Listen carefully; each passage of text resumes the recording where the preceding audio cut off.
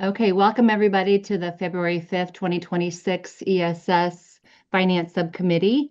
We'll start off with the January 8th, 2026 summary of subcommittee action, the minutes. Did everyone have a chance to review them? Any comments, questions, corrections?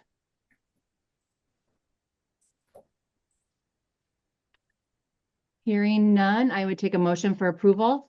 This is Geraldine. I'll make that motion. Thanks, Geraldine. Do I have a second? This is Sherry. I'll second. Thanks, Sherry.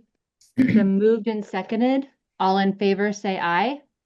Aye. Aye. Aye. Aye. Opposed, same sign. Motion carries. We'll move on to the financial reports. Accounts receivable. Lots of receivables because we issued the maintenance invoices that are on a calendar year now. So those have all been issued and they're coming in fairly regularly. Samantha can probably give us a better idea of what's outstanding, but we've received a lot of checks.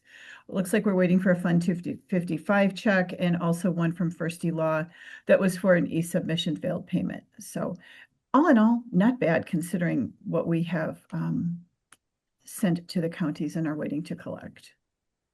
As a reminder, you can make a full or partial payment in this year, this fiscal year, or the next fiscal year, whatever works best for your county. Great. Thanks, Lisa. Anyone have any questions for Lisa? Okay, let's move on to the February summary of January ESS payments. All right, accounts payable for the month of January. This top Tyler Technologies payable for $142,721.30 is the calendar year 2026 maintenance invoice.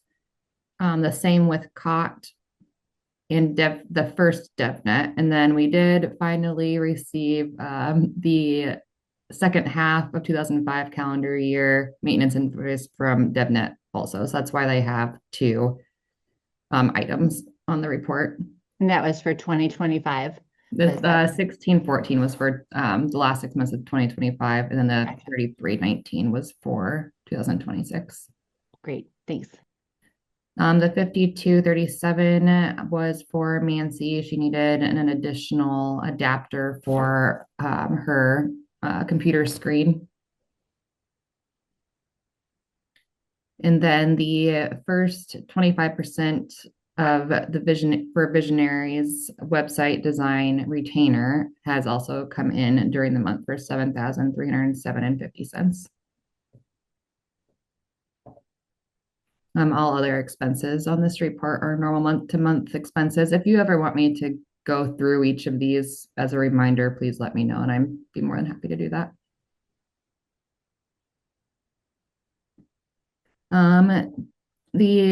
All the Amazon credit card charges are mostly for the new developer. He needed some computer equipment, screens, etc., cords. The $526.90. Oh, we gotta move my camera over. $526.96 LinkedIn, and the remainder of the LinkedIn and Indeed invoices here are all related to the job posting for the executive director. Dropbox annual subscription came in for $199. Another Amazon purchase for Mancy for her second adapter for her second screen. SurveyMonkey, we finally got their tax refund back. They don't have a way to just refund the tax back to our card. So you will see the reimbursement of their original invoice and then the charge without the tax. Another Indeed credit card charge for $503.24 for the executive director position job posting, as well as this $447.40. The $170 and the $475 for Priya is for the virtual registration, and then also an in-person registration for Phil. The $200 for Iowa Mortgage Association is the membership. You'll see in a little bit when we go over the budget. I think last year we paid this in March. We just did it in January this year. And then the 557 and the 320 from Amazon was to purchase a desk, a standing desk, and then also a chair for when the developers were in the office 2 weeks ago training Connor, our newest developer. And then the AIT invoice for domain registration. You should see a couple more of these in the first couple months of 2026 come in. JetBrains for $122.74. So normally this is an annual expense, usually hitting in February. However, we did need to get Connor on board with them. This is what they use to code. So this is just a prorated expense to get Connor up and going. $85.59 for Amazon was to get Connor a external hard drive. The $5,260 is our annual subscription for QuickBooks Enterprise. And this does not include taxes on it. $17.11 monitor cords for Connor. And then the $342.38 down below were also for monitors. The $30.18 was an accidental charge to the credit card. This has since been repaid.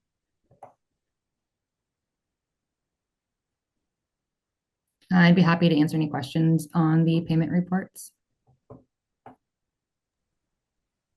Thanks, Samantha. Questions, comments?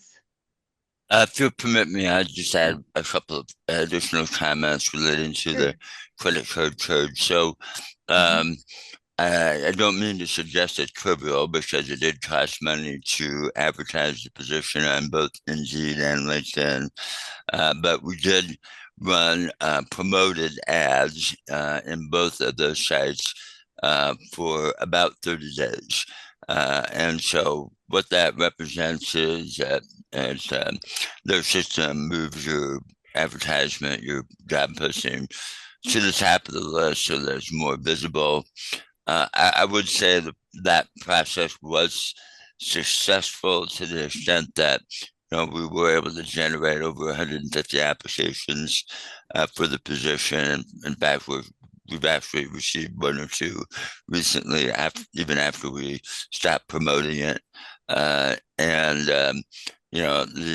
guess the proof is in the tasting of the pudding, with the interview process and, who may be selected from that. But, given the nature of Indeed and LinkedIn, I think it was a reasonable and expected expense for that basically 30-day period. So then the other thing I would comment on is that, the purchase of the desk and the chair wasn't just for that onboarding experience. It's anticipated to be part of the move to the new office at some point, because there will need to be a purchase of some office equipment associated with that move. So this is sort of a down payment on that, if you will. I didn't want you to get the impression that it was just for a short-term use. It's something that will be permanently part of the new office. That's all I have. I'd be happy to answer questions too. Thank you, Phil. Anyone else have questions or comments?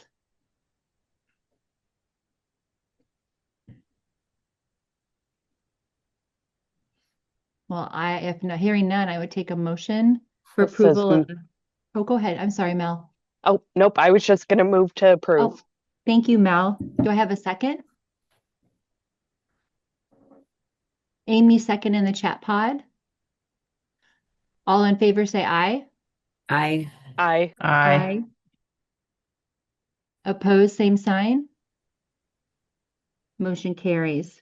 Okay, let's move on to the Fund 255 for February. with Samantha. All right, Fund 255 for February came in at $45,544.89. Just a reminder, this is to cover the payroll for December. Oh, sorry, for January. This comes from the state treasurer, with the $1 fee attached to every recorded document in the state of Iowa. And I'd ask for your acceptance and approval to send this off to the state treasurer for reimbursement. Any questions? Comments? I will go ahead and make that motion. Do I have a second?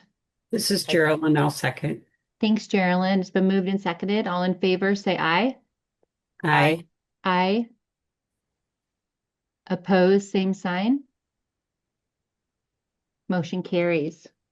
Okay, we'll move on to the long list of financial reports. Go ahead, Samantha.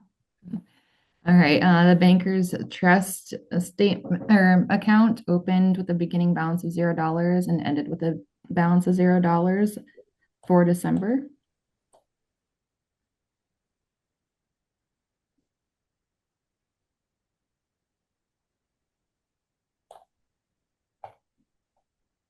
And the account was successfully reconciled. The money market sweep account began with a balance of $1,572,297.02 and ended with a balance of $1,325,737.12.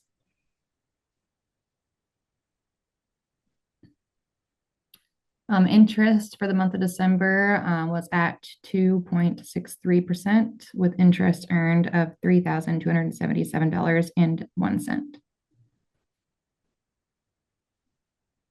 And the reconciliation for the money market sweep account.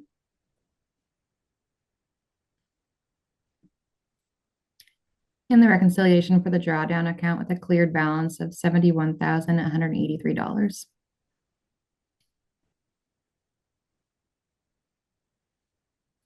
All right, budgeted profit and loss for December 2025, budgeted income at $174,974.49 against budgeted expenses of $101,952.82 with a total net budgeted income of $73,021.67. The full profit and loss for December, again, the budgeted income of $174,974.49 with revolving income at $4,275,304.70 with a gross profit of $4,458,279.19.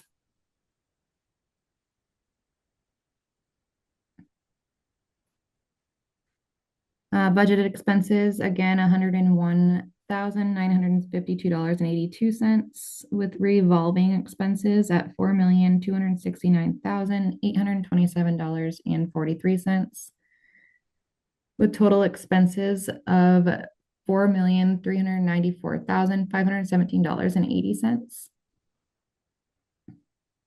with a net income for the month of $55,761.39. So the main difference between the budgeted P&L and the full P&L are just these reserve expenses and the revolving income and expenses.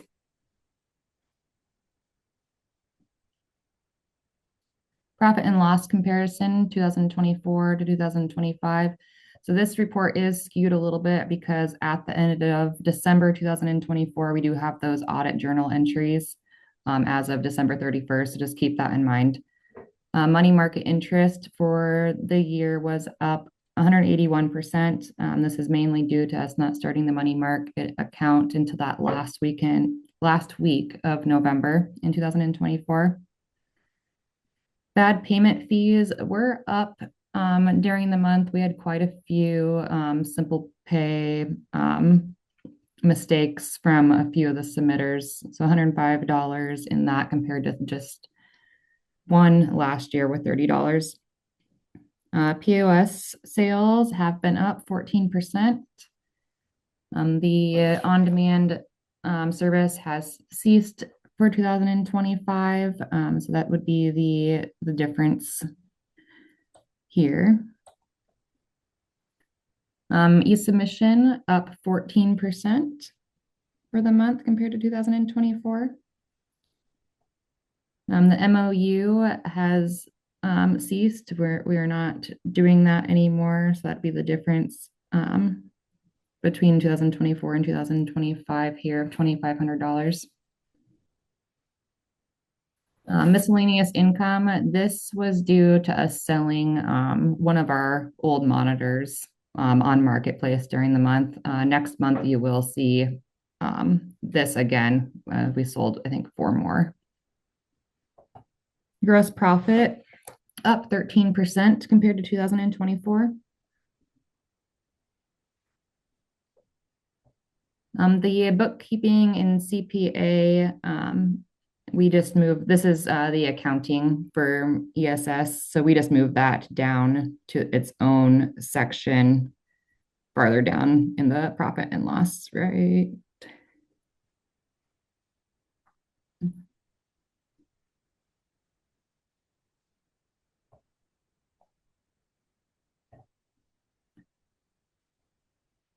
The human resources, Oasis versus Connectify. We have moved fully to Connectify. You can see the price difference here for moving from one PEO to the other PEO. Office tech support. This is a little bit higher this month. This is half the payment for Iowa Solutions to come in and get our new computers all set up and working for us in the office. Bank account analysis fee was up just a little bit between the months. This is just because we have started the money market sweep account and no longer get that savings credit.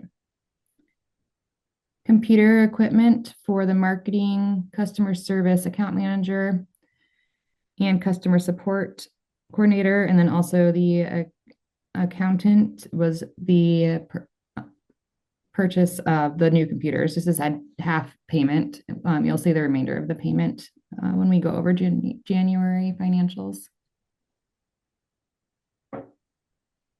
Policy coordinator. Last year we did have a full-time policy coordinator, and in 2025 that position is vacant. The memberships I had highlighted up here for the -4,000, and then also the JetBrains, DB2, DigiCert, and Stuth. These are all due to those 2024 audit entries to close out the year. They were put in prepaid expenses on the balance sheet. And then AccuSoft Prism, we were able to move that expense back to the P&L during the month of December last year. Developer equipment is for Connor's new computer for the month of December. Total budgeted expenses were down 15% compared to 2024. Although this is skewed a little bit because of those audit entries, so it's actually down more than just 15%. Net income, an increase of 111.9% compared to 2024.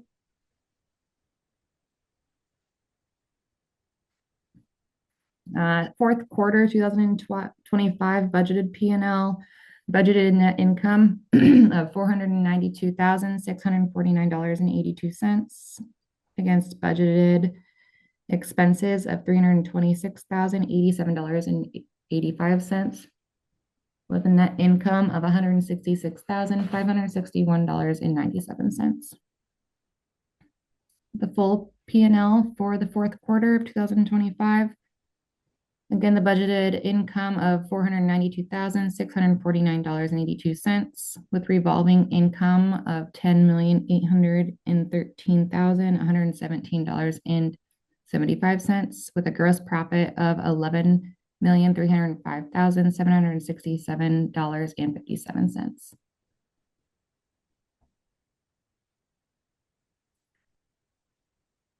Budgeted expenses again, $326,087.85 with revolving expenses of $10,802,017.44 with total expenses at $11,196,839.80 with a net income of $108,927.77.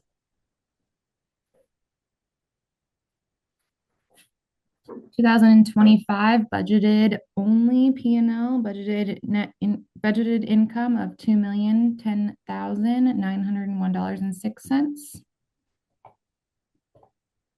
against budgeted expenses of $1,580,578.61 with a total net income for the year of $430,322.45.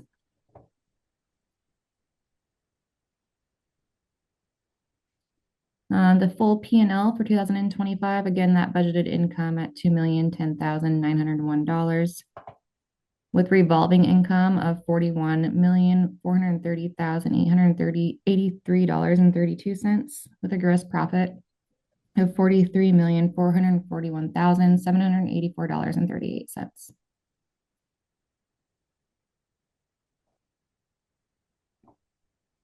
Again, budgeted expenses of $1,580,578 with revolving expenses of $41,424,010.13 with total expenses for the year of $43,294,940.91 with a net income of $146,843.47. 2024 compared to the 2025.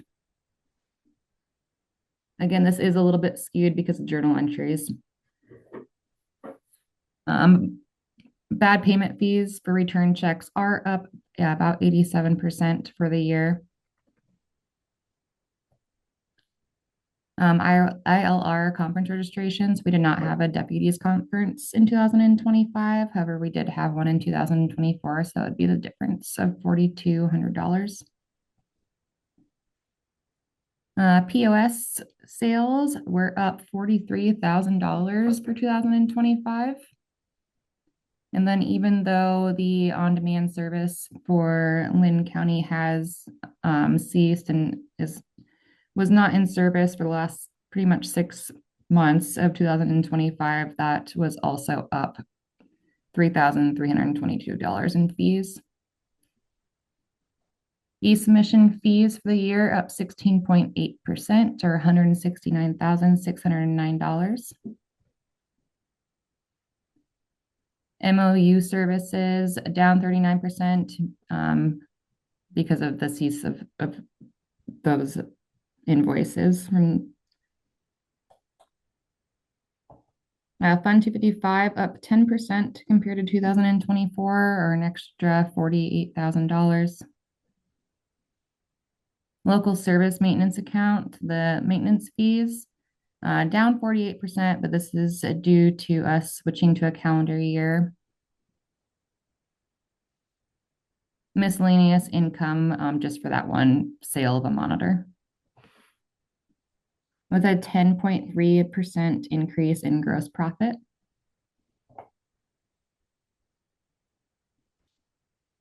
Expenses, I just have the Oasis and Connectify Human Resources highlighted here again.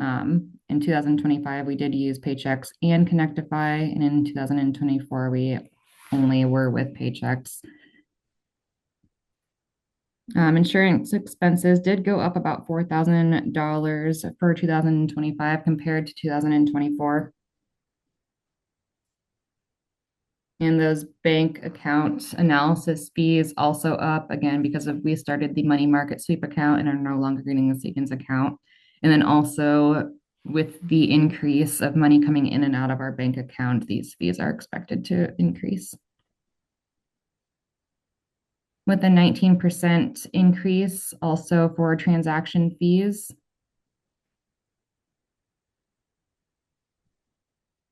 The policy coordinator position was full-time all the way through 2024. And in 2025, that last half of the year, the position was vacant.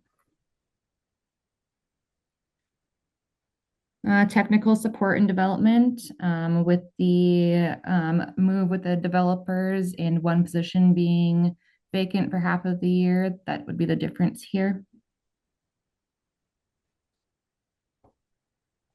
Forward file redaction services up 53% due to the increase in submissions during 2025.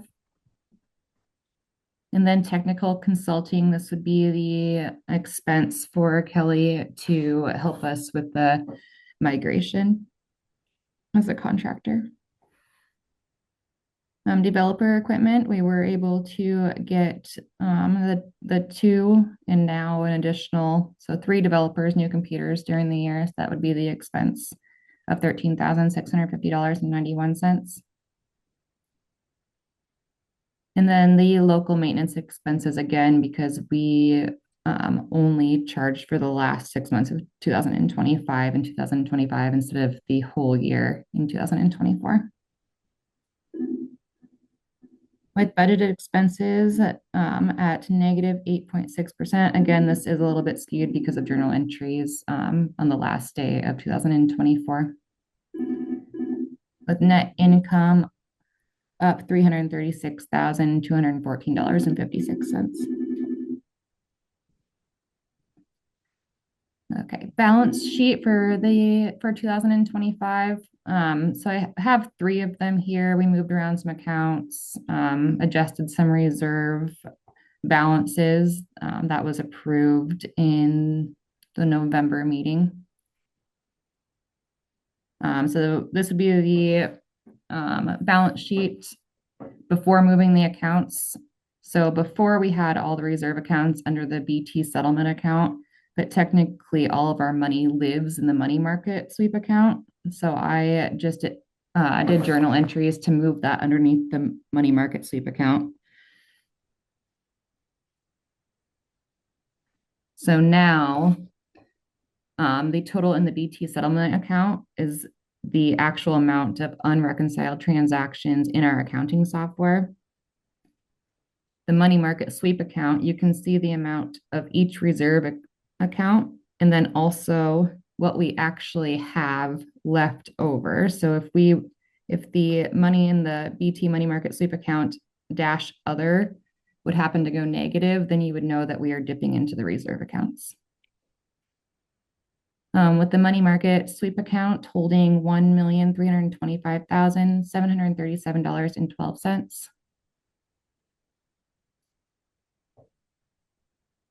And then also on the last day of 2025, we did adjust those reserve balances. The software development and equipment reserve was increased to $450,000. The redaction reserve was increased to $50,000. With total assets and liabilities at $2,925,833.32. Journal entries for December. Most of these are just moving money in and out of the money market sweep account and the settlement account. And then the few at the bottom here, the depreciation for the developed software.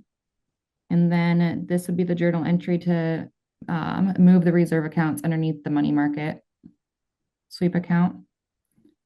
And then the journal entry to adjust the reserve balances. The credit card account for December, beginning balance of $4,590.45 with the ending balance of $7,505.76.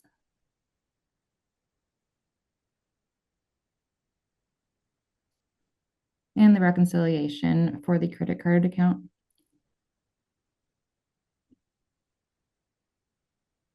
Fund 255 for December, beginning balance of $171,270.85 and an ending balance of $171,268.81 with total receipts of $45,544.89. And the reconciliation for the Fund 255 account.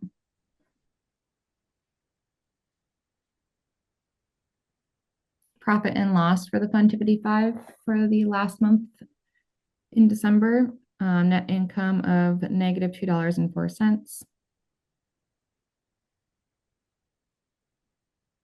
And then the profit and loss for the entire year of 2025 with a net income of $6,981.92.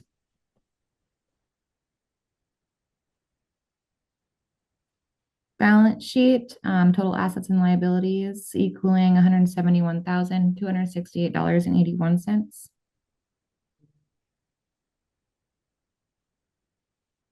I'd be happy to answer any questions on the financial reports for December, fourth quarter, or calendar year 2025. Thanks, Samantha. That was a lot. There was a question from Sherry in the chat. Remind me what OD service was, please. And Lisa was happy to answer. OD was the on-demand service in Lynn County that was discontinued. And so I think any other questions on that, Sherry? And she said you explained everything so well, Samantha. So thank you. Does anyone else have questions or comments, clarifications? This is Jamie. I do have one, and I think we've gone through this before, but the bad payment fees, they said they increased. Is that again mostly because of like card expiration dates and aren't getting updated? Usually it's because of simple pay. So I'm sorry, Lisa, is it called simple pay? I'm sorry, my brain It's is Simplifile, but I don't think it's actually Simplifile that's causing the problem. no. If a payment fails, it would be ACH, not credit card. If a payment fails because the funds are insufficient, maybe they've entered bad information, something like that, because that happens, then we would collect the money from them in the form of a check and also get the bad payment fee. When a credit card payment fails, as soon as the card information is updated with new information, the transaction processes at the correct amount, but there's no bad payment fee associated with a failed credit card payment. I was talking about positive pay. Sorry, it slipped my mind. Not simple pay, positive. Oh, it does happen with positive pay. If you're familiar with that, some places have positive pay on their account that says every time something comes in from over a certain amount or a certain vendor or any ACH charge, somebody has to approve it. And if it's missed before the deadline, then the transaction is rejected. And so again, then we would go back to them and say, hey, you need to send us a check and here's the fee. And we're really not making any money on that because we're being charged that by Bankers Trust. And then is that like $600 some dollars? I can't see it and I don't have it pulled up on my computer. Is that $600? That's roughly. Yeah, so for the year it was $665. So the charge used to be $30 from Professional Solutions. The fee did increase to us for each return to $35. So we are charging the customers $35 if they miss that positive pay authorization or they, return the charge because they're not sure what it is. So we're actually not making any money at all. We're just charging that expense back to the customer. Okay. So is there any way to kind of mitigate that risk? And I mean, it's not a lot of money. I'm just curious if there's anything else we could or should be doing to mitigate some of that risk. I don't think if they have positive pay on their account, we can mitigate that. It's a communication thing from them of seeing those notifications on, that they're receiving from their bank that says, hey, you need to approve this. And maybe not, somebody's out for some reason and they miss it and their backup is not aware or, whatever. I don't feel like it's a huge risk because we've always collected. It's been a long time since we've written off any bad debt. And even when we did it, it was not substantial. Okay.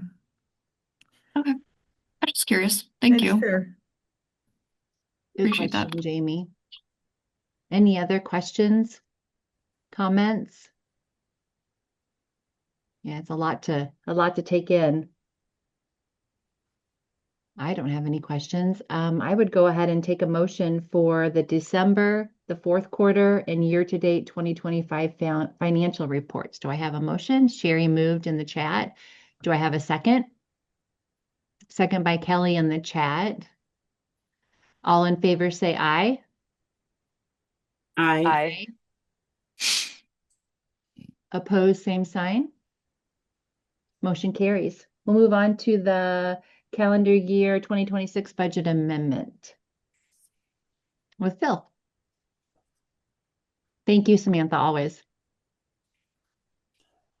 Hi everyone. As Samantha pulls that up on screen, I would just report that this is a fairly simple budget amendment compared to later in the year when we've got a lot more activity and a lot more months under our belt.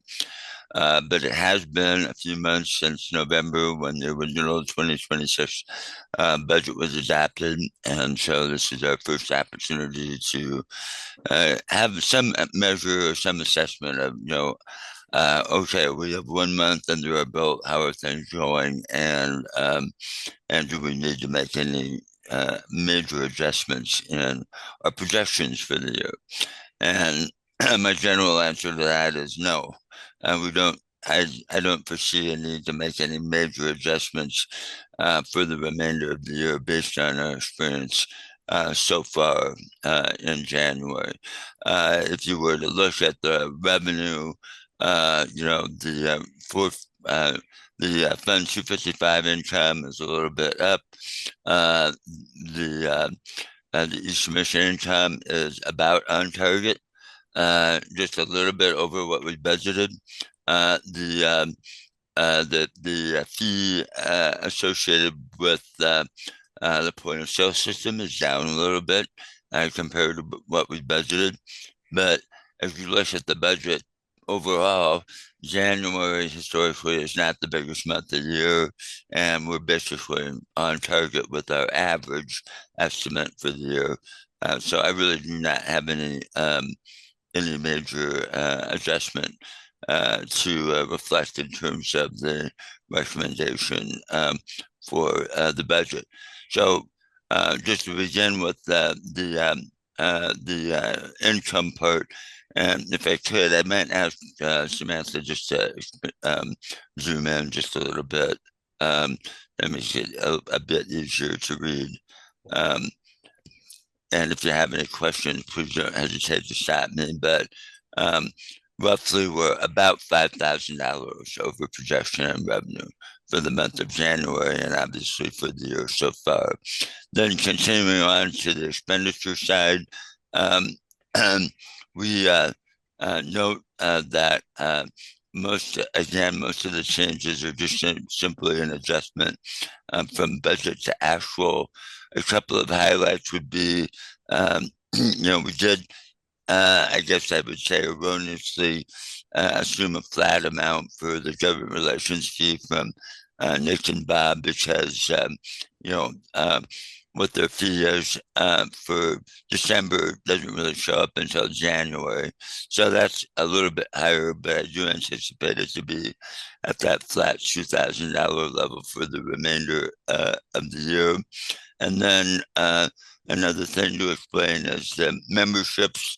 The Iowa Mortgage Association membership ended up being paid in January. It was budgeted for March, and so it's been paid. So it was added to January and then removed from March. Another variation that's noteworthy is that the developers use a software to do their development work, and it's got a funny name called JetBrains. And I'd have to call them in to explain how they use it. But in the previous year, it was an annualized license fee. and they have switched to a monthly payment system. So when we get to the next budget amendment, we're probably going to make kind of a permanent adjustment to that to make it a monthly fee. But I did not do that at this point in time.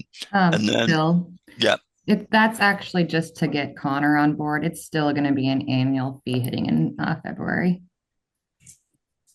say that again, please. We had to add another user for Connor to Yeah. get him going. Oh yeah. And then we'll get the annual bill coming up. Yeah, there will be some minor adjustments like that, but nothing that's impacting us right now. And then in terms of overall expenditures for the year and January are about $9,000 or $9,500 less than originally projected, and overall net income is up by about $14,500. So there aren't any really major trends here that we need to adjust for, but it gives us an opportunity to look at the year and say, okay, 1 month down, we basically are on track. And that's as much as you can say at this point. I'd be happy to answer any questions. Otherwise, we'd recommend approval. Anyone have any questions for Phil or the team? Hearing none, I would take a motion for the calendar year 2026 budget amendment. This is Mel. I can move to approve. Thanks, Mel. I'll go ahead and second. All in favor, say aye. Aye. Aye. Aye. Opposed, same sign. Motion carries. We'll move on to the finance procedures review. So, Phil, do you want to start with that? Yeah, I can Okay. give a quick overview. Great, thank you. So at your previous meeting, we did, based on the input that we had received from you in the prior months, put together a draft amendment to the policies and procedures relating to your subcommittee processes. And you had good discussion at your previous meeting, but the decision was made to defer so that each of you could have some communication with the people in your districts. I did see a very little amount of correspondence. What I did see seemed to suggest that the people who did comment were generally favorable toward it. I will tell you, based on the feedback that we received or that we observed, there really wasn't any compelling reason to make any major edits. I think before this meeting, I did invite you to let me know if there was anything substantive that we needed to prepare differently, but I didn't really receive any feedback. So I can only hand it back to the subcommittee and say, you've had a chance to deliberate over it. You've had a chance to communicate with your colleagues. Do you wish to proceed? Do you want to make any changes? I'm happy to answer any questions you have. Okay, so what I thought we might do is just go by district. And for each rep, and I do have Susan's comments. She wasn't able to attend, but I'm with District 1, and I did not receive any comments regarding these changes when it was sent out a couple times. So how about District 2? Is that Mel? This Sherry? is Amy. Oh, I'm Amy, in I'm sorry. District 2. I'd have to refresh on that. Whatever I received, I forwarded on. But I guess I don't. Are we talking what would have been received in January? Yeah, December, January. I think Okay. I think Jane commented about the term limits. It was it was probably a month ago, Amy, that we Okay, got so those yeah, I comments that forwarded you that shared. on. I think you, Yeah. I think those were shared. But Okay. anything else from like the January meeting to now? No. Did you get No, I any didn't. more? Okay. I didn't receive, and I didn't forward anything out in January if No. I was supposed to. I Okay. didn't. So No, it's okay. okay. All right, thanks, Amy. Thank you. How about District 3? That would be Susan. So I can go ahead and give you those comments. Ann Ditzworth said, these changes seem useful and help to offer clarification on some committee processes. I will support them, but as discussed, things may change based on legislative outcomes this year. So updates should be ongoing. Sounded like the committee was in agreement on this point. And then the only other one that Susan shared was from Jolynn. Didn't have a problem with these changes. It's probably a good idea to have a maximum term of 6 years for ESS. It's good to see others get involved. And then she just had a clarification question about the ESS coordinating committee having the organizational meeting in January. Would that be a short Zoom meeting and then they would still hold their regular meeting in February, or would the January meeting be in place of the February? It sounded like that January was the quick organizational meeting because the January meeting, they have to recommend the committee for the ESS Finance Committee. So that's kind of the organizational meeting, and then they would still, the ESS coordinating committee would still have their meeting in February. So did I say that correctly? Does that make sense? That is clearly the intent. Yes.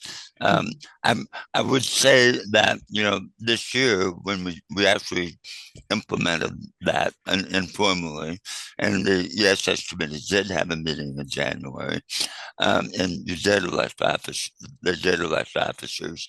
I would also report that there were a few action items added to the January agenda, such as the hiring of our developer, etc., that was time sensitive, and we did take some action, but that doesn't mean that we are going to have a full-fledged meeting of the ESS committee in February. We definitely are going to be doing that on February 19th, and it's a pretty healthy agenda from what I've seen so far.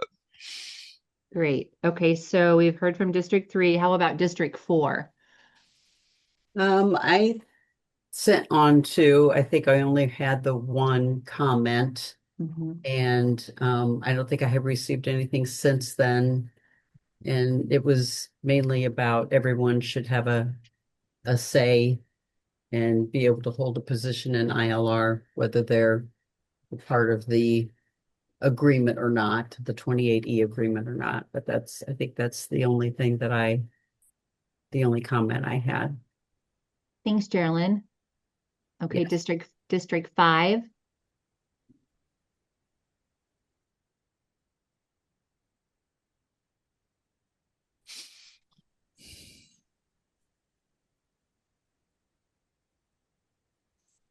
We'll circle back if District 5 wants to chime in. How about District 6? I didn't have anything. I'm assuming Sherry didn't either. I didn't send another message in January. I had sent the initial one, and I had sent our comments back. So I think they were included in these changes. Thanks, Mel. So collectively as a group of the Finance Committee, what would be your recommendation given these potential drafts? Oh, Kelly Spees just chatted. No real comments other than people who are on the ESS committee that responded directly. Okay, thanks, Kelly. Would anyone want to start?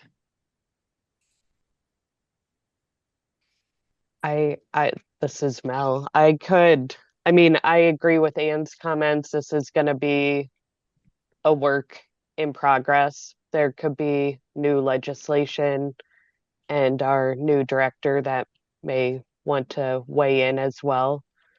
But if we wanted to clean stuff up initially, I could move that we proceed with these draft changes. So would that be a motion, Mel? Sure. Yes. Okay. Do I have a second? This is Sherry. I can second because I feel the same as Mel, that Thanks. it's a good way to get things started. And like Ann said too, things could change. Thanks, Sherry. So it's been moved and seconded to approve these to forward these on to the ESS Coordinating Committee. Any other questions or comments? Then we'll go ahead and vote. All in favor, say aye. Aye. Aye. Opposed, same sign. Motion carries. Thank you, everybody. So We'll just to clarify procedure, Sure. it's the ESS Coordinating Committee that will make the final decision on this. So this would be presented to them at their meeting on February 19th as a recommendation to proceed from the Finance Subcommittee. And I think we can certainly note that there were comments that everyone needs to be prepared for adjustment going forward for various reasons. And so they'll have a chance to decide, do we want to defer until later or do we want to go ahead? That will be up to them. Thanks for that clarification, Phil. Okay, we'll move on to the next item on the agenda is the ESS Financial and Strategic Review. We'll start with the metrics with Phil. Yeah, I would just mention that January from a historical perspective was a pretty good month for e-submission, which is our primary revenue stream. So if you look at 2026, it's just under the 2021 levels and above the other prior years. So I can't say it was spectacular, but it was pretty good. And again, it kind of points to the idea that we're starting out the year pretty much as we expected. So we'll see how things go in the next few months. I don't have anything further on that. Okay, so we move on to the engagement letter. I'm going to defer to Samantha on that. Oh, okay, thank you.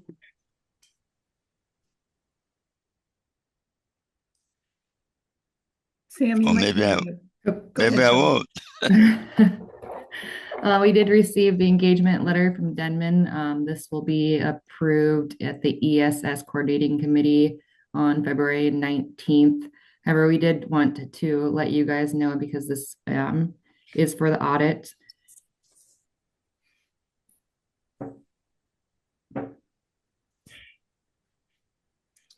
And this will be on the agenda for action at the ESS meeting in February 19th. Now, we don't have a date set yet, but hopefully by your next meeting, we will be able to let you know the date that the audit for 2025 is going to occur in the office. I already found 4 brand.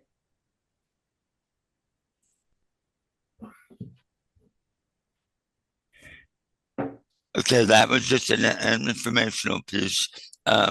Moving on and following the agenda, cost sharing credits and maintenance invoices. I'll ask Samantha and Lisa to give an update on that. We covered it partially in your financial reports earlier. Sure. We were able to send those out on January 20th. I have received, I think, about a quarter of the invoices. But those are out for calendar year 2026. Again, you do have fiscal year 2025 or fiscal year 2026 to pay those. We just ask that they be paid by January 31st of this year. And if you have any July 31st. Hold on. July 31st. Oh, what did I say? Sorry. January. Oh, sorry. Sorry. July 31st. That gives you about a month for the next fiscal year. If your county needs to do so, just let me know. This is Mel. I just want to say how much I appreciate the ability to partially pay and the communicate, that we can do that with this change over to the new calendar year. It's very helpful. I know it might be an accounting nightmare because you're going to have a bunch of partial payments, but it is appreciated. Mel, even when it was on a fiscal year, you had the ability to do that because some counties would look at, what was left in their budget at the beginning of June and say, okay, I'm going to spend this money because if I don't spend it, I'm going to lose it. So you've always got that. And we can send, just a quick reminder on June 1st. It says, hey, these are due. A reminder, you can do partial payments if you need to, and then we can send a revised statement in July if necessary. Yes, I realize that. I just never ran into it before where I didn't have enough money to Get it. pay it. I always took care of it last time, so, and money's tight, so I know on your end it's not always fun with partial. I know in office it's not fun with partial payments, so yours is a little larger scale maybe, but it's appreciated. I would just add one more comment, and that is that, I think we appreciate that all of the counties are sharing in the expense. It is a real expense.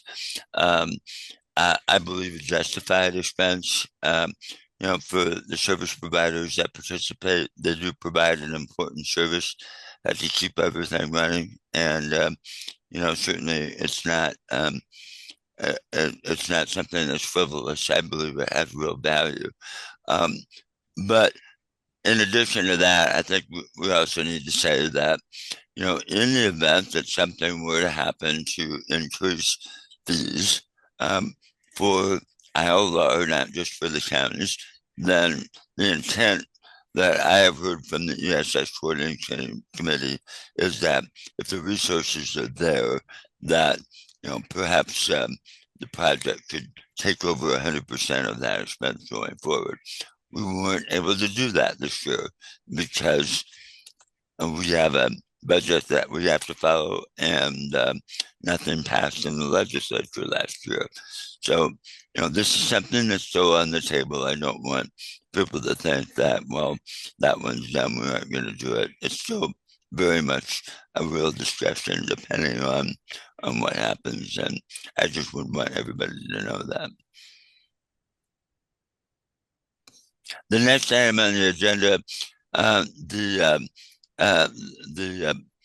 ESS Coordinating Committee authorized entering into a contract with a company called Visionary here in Des Moines to help update the WordPress pages, which basically are the front door to the Iowa Land Records applications. You saw in the financial reports that the agreement that was entered into by the ESS Coordinating Committee with this company as a result of the request for proposal process that was conducted at the end of last year did provide for a partial payment, kind of an advance payment, to cover their work at auditing our current web pages, and if you will, sort of a down payment, if you will, for trust, if nothing else. And so that was approved by the ESS Coordinating Committee. The contract has been executed. Kristen and other members of our team have held a kickoff meeting with the Visionary staff. The audit of our website is underway, and the work on that is going to continue through the spring. So we'll report more on that later. But and the intention is to use resources in the software development and maintenance reserve to cover the expense of this project. So that's the way we are proceeding, and that's why you didn't see it in the budget per se, because there's a planned expenditure of reserve resources. I would be happy to answer any questions about that. I'm sure Kristen would be glad to give you an update at a future meeting. Any questions about the WordPress? Okay, we can keep going. Okay. Quick update on personnel. As of January 26th, we do have a new software developer, and that individual's name is Connor Lynn. He is an Iowan, but he comes to us from Minnesota, where his most recent job was. And we're about 2 weeks into the onboarding, And so far, I would say that Myrna and Nancy and everybody on the Alert team would say, based on what we've seen so far, we made a really good choice. So we're looking forward to introducing him to you at a future meeting, maybe at the next ICRA conference. We might have a chance to introduce him to you. Then on the executive director position, as I indicated earlier, there were over 150 applications received. Not all of them were great, but there were some good ones too. And the search committee, comprised of your elected leadership primarily, has been holding interviews. They've been video interviews up to this point, and they are moving forward and are scheduling some face-to-face interviews in the very near future. So the process is moving on. I would defer to Stacy, in particular, somebody who could speak to it. Jamie also, I think, was on the call if you wanted to give everybody an update. But that process is underway, and we'll see. I guess we'll see how it works out. I am not on the committee, so I'm just reporting this to you as an administrative update. But Stacey or Jamie may want to add a few comments. I can give a quick update if you want, Stacy. Yeah, great, Jamie. Thank you. So we interviewed a total of 7 candidates, I believe. We're advancing 3.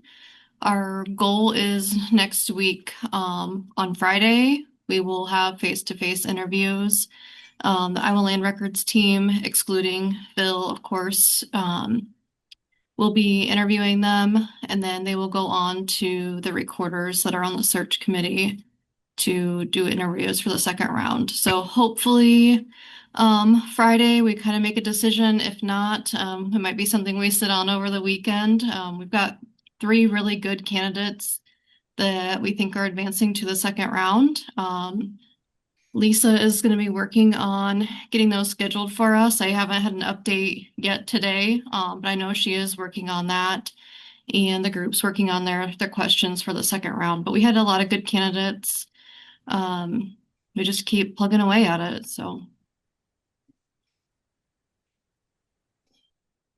Thanks, Jamie. Does anyone have any questions?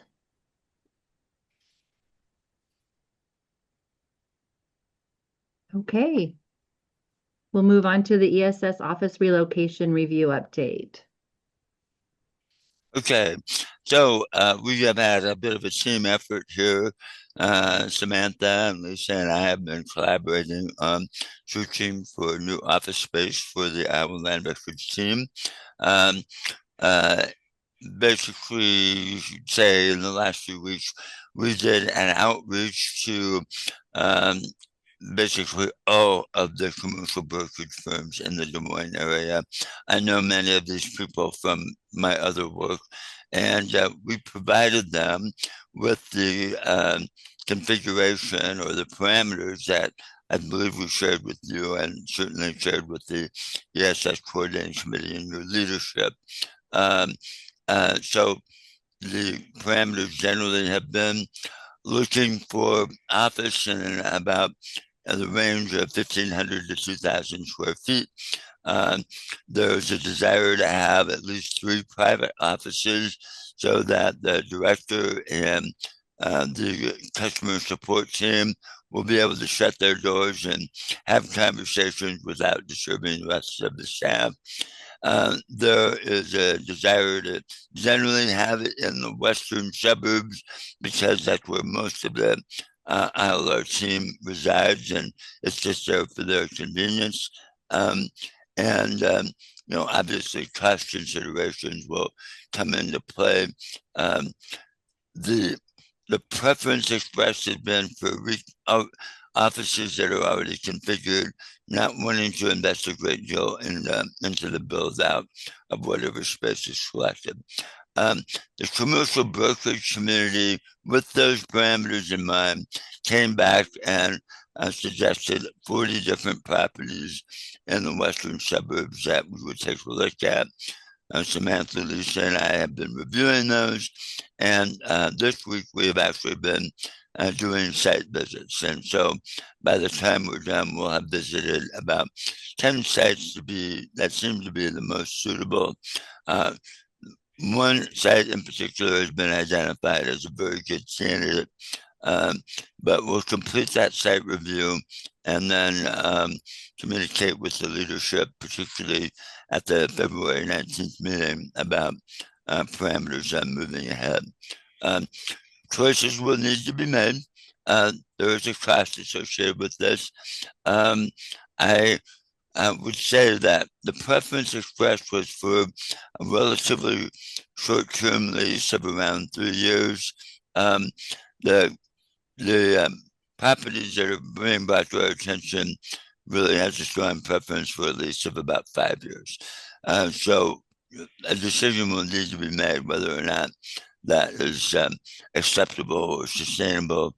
But I think you're going to end up having a reasonably good choice. And so we'll have more to report on that later. But the site search is well underway, and we'll be moving forward with that, hopefully by the February 19th ESS meeting. Happy to answer questions. Samantha and Lisa, feel free to chime in. I think we have identified a spot that we like. It's near Valley West, if anyone is familiar with that area. It offers the configuration we were looking for. It meets our budget. It's in a secure area, which is important for all of us. Parking is adequate for meetings. There's some questions to be asked, but otherwise I think it's a good option. And we have a couple more to look at, and one more that the broker has come back and said, hey, yeah, we'd like to maybe do some remodeling for you. We'd really like you to get you in this space that we need to talk through further. It's kind of a mess right now, I'm going to be real honest. So they would need to do a lot. Thanks, Lisa. Any questions? Any other additional questions? So once we decide on that, then we'll start looking at, what kind of office furniture do we need, because everything here is owned by Phil's company, and start working on moving and all those things. I guess just since you're the finance subcommittee, I would just say, the 2026 budget you approved does provide for ongoing expenses to accommodate being 100% responsible for that going forward. So again, based on what we've seen, I did not feel necessary to bring any budget recommendations to you this month. I think what you budgeted for should be satisfactory, and hopefully you budgeted more than maybe what you actually need. We'll see how that works out. And then as I said, as Lisa mentioned, we did purchase some initial office furnishings, which will be necessary in any new space that you move into. The plan for that is to pay for that out of the unrestricted reserve. So they're kind of in the category of one-time expenses. So it really shouldn't have any impact on the budget at all. Unless you have any other questions, we're doing pretty good on time and almost done. I'll cover the next one and then defer to Samantha on the point of sale update. But at the most recent ESS meeting, which occurred in January, the ESS Coordinating Committee directed us to move forward with seeking or developing a plan for implementing a notification system in conjunction with our land records. Because this wasn't just speculation and we weren't just trying to estimate costs, we've pretty much gone all in. And the document included in your packet is an official RFQ. The request for quote has been published. The RFQ has been provided to qualified service providers, and we are now in the Q&A period. If you are interested in the design of what the notification system would look like, I would direct you to section 4.3 of this document. That is where you're going to see the description about what is the notification system and how would it work. And the summary I can give you is that it would work in parallel with the Iowa Land Record Search application, that they would go hand in hand. And we would attempt to use some of the existing technology that we have to support this new set of functions. So we have communicated to qualified service providers that these are the technical set of skills that you should need in order to do the work that we're asking you to do.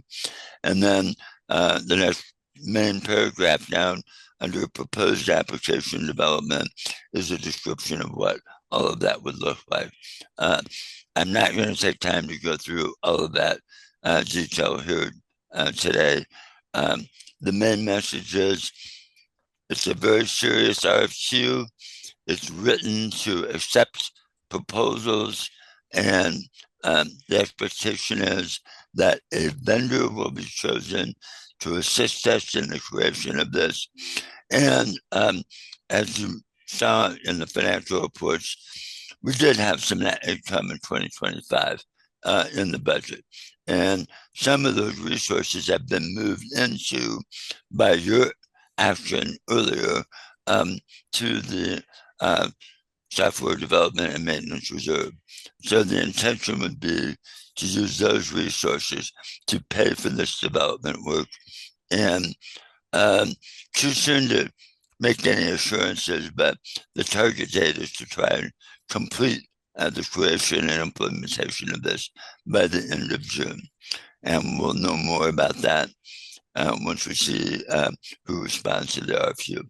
I'd be happy to answer any questions about that. Stacy, Jamie, feel free.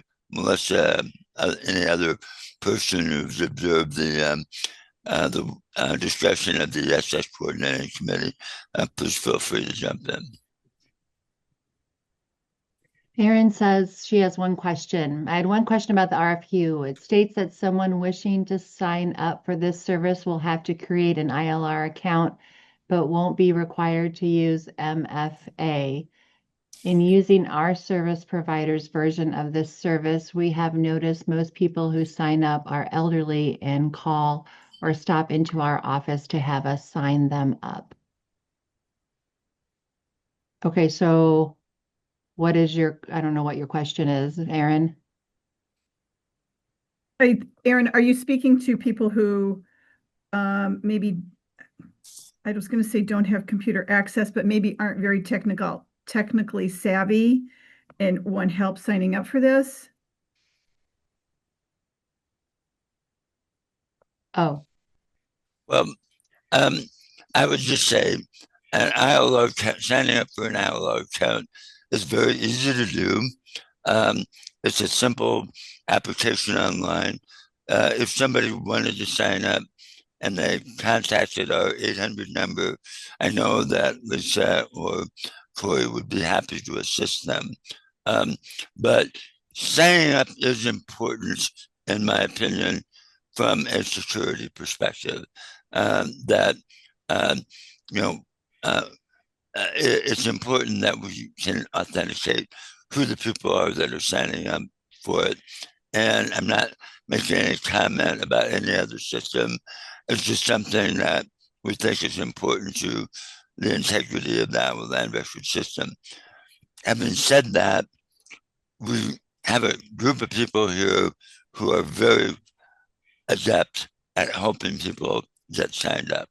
And I'm sure that we would be able to accommodate an elderly person who wanted to sign up.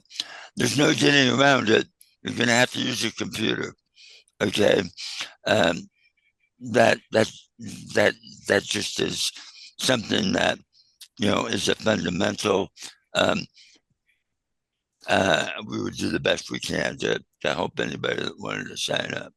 I think that, sorry, this is Jamie. I also think that goes truly without saying, like, one of the things recorders pride themselves on is customer service. And I mean, I guess here in Adams County, like, I'm willing to jump on that Iowa Land Records site too and help them create that account. So just keep that in mind. Like, we can also do that kind of stuff too as recorders.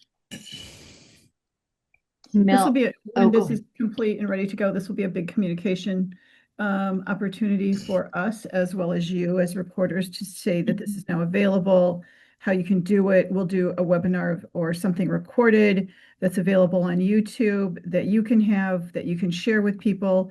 And, you know, maybe a 1, 2, 3, how to do this, that you can keep at your counter as well. Just to anticipate and answer Eric's question, no, we're not pursuing this so that there would be an administrative login for 99 county recorders. The expectation is that the users that want to use the service would communicate with our central administrative office by email or filling out the form or giving us a call. And we would do the authenticating and review of the application.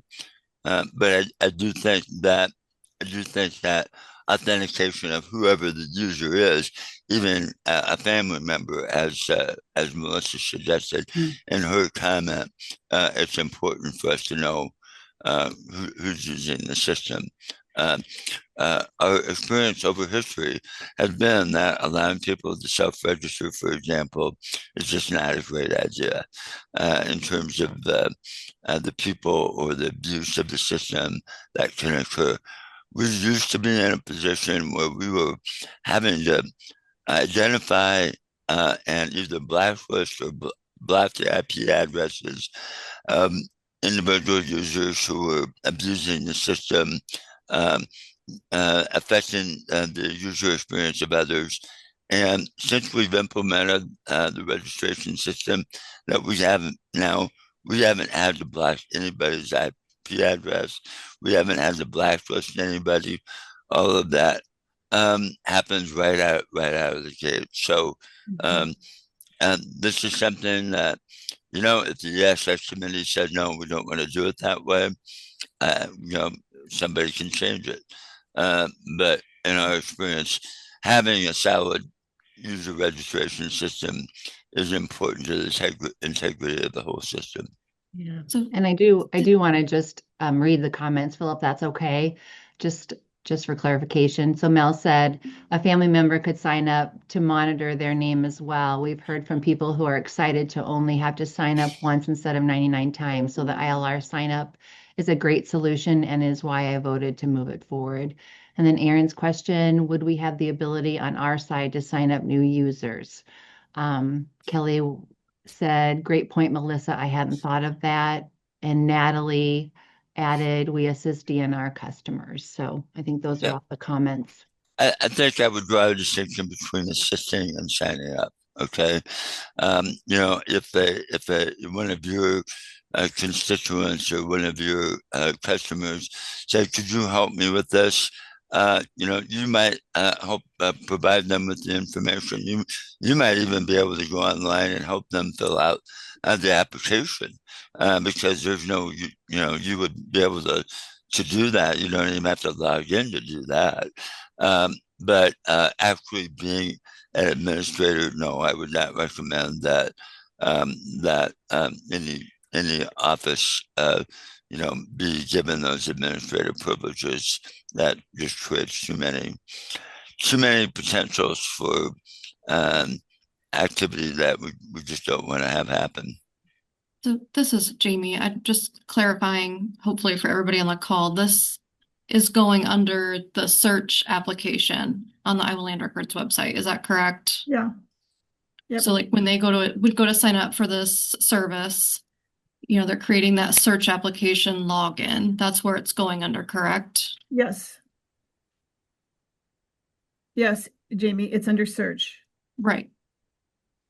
So that application, I mean, I'm on it right now, the search application, and it's a pretty easy form that, we as recorders can help them fill out. And then Lisa and Samantha and whoever else on the back end, excuse me, does their work and gets them going on that once that's submitted. So if you were to submit an individual application, we review that. We do that throughout the day, 8 to 5. We have a quick turnaround on those and get those back to them with the link so that they can log in, create a username and password.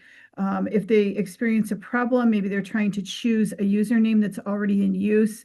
Oftentimes they'll call us, or they're trying to put characters in there that shouldn't work. They'll call us and we'll walk it through with them. But to create that notification, I don't think it'll be that hard if they're a little bit tech savvy. If they're not, they can come to your office for help. They can call us. They can work with a family member, a friend, maybe even their attorney or banker.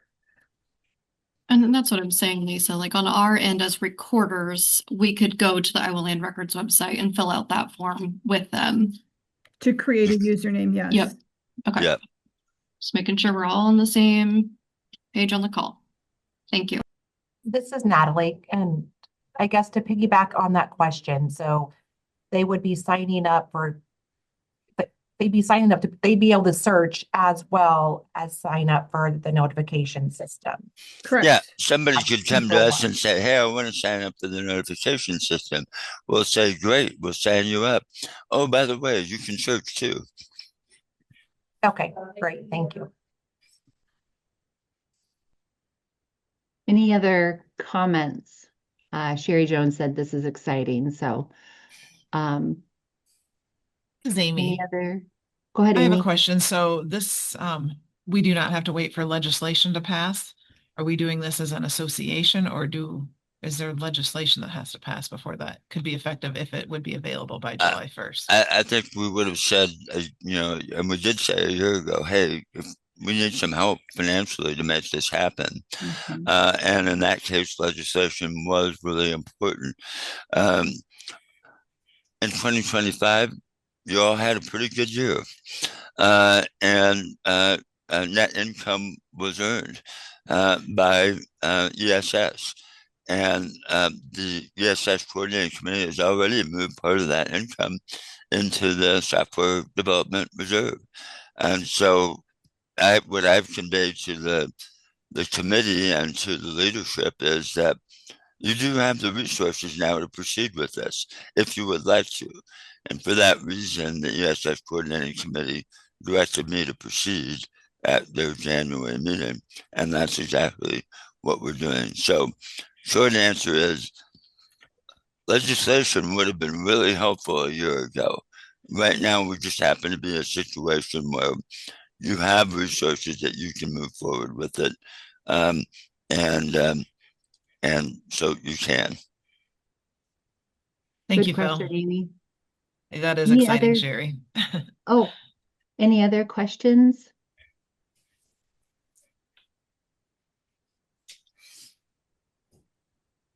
Okay, we'll finish up with Samantha with the POS update. Okay, Thank you, Bill. sorry. There are actually two parts to this. So the POS update and then also our payment system, USA ePay update. So the POS update in January, I noticed a handful of counties that were reporting to me in my report that I get every morning 2 days later instead of the next day. We did get those counties POS machines updated. And we actually had one straggler last week. I think it was, I'm not sure which county it was, but we had one straggler. So I'm not sure why the times on the POS machines are changing and reporting 2 days later. But I am keeping an eye on that, and I will contact your county if I notice that your machine is reporting later than it should be. And then also for the USA ePay update, in October and November, we had several times where the air timeout occurred would happen on a transaction, both ACH and credit cards. USA ePay wasn't very great at responding. However, the professional solutions team did kind of get it figured out. They did put a solution that would stop that error from occurring. So when that error occurred, USA ePay would send a note, something back to our system, and our system would think that the payment wasn't collected. So our system would try that payment again. So a lot of times the customers were double charged. A lot of times we paid the county twice. A lot of different things happened with that error. But we believe that the issue was taken care of. I haven't seen any for about a month and a half now. However, with that whole issue that went on in October and November, we are exploring other alternatives to USA ePay, and maybe that's something that can be brought forward in the months to come if we can find another payment system that would work better for us and our customers and the counties. I'd be happy to answer any questions. Any questions for Samantha? Thank you for being diligent on that. That's a headache. Huge headache. So how about any questions or comments for the good of the group? I just need to say thank you to all of you and to the ILR team for all the work that you guys have done. Obviously, from the length of our meeting, we've been really busy, and I appreciate the work that every one of you guys do. So with that, we will go ahead and adjourn. Our next meeting is May 5th, 2026 at 9 o'clock. No, Thank you. March. Oh, March. What did I say? You said May, and I want spring bad, but March. I didn't have my glasses on. Can you tell? So sorry. more caffeine, Stacy, you'll be good. Maybe. Thank you, everybody. Always. Thanks, Thank you. everybody. Thank Yeah. you. Everyone. Bye.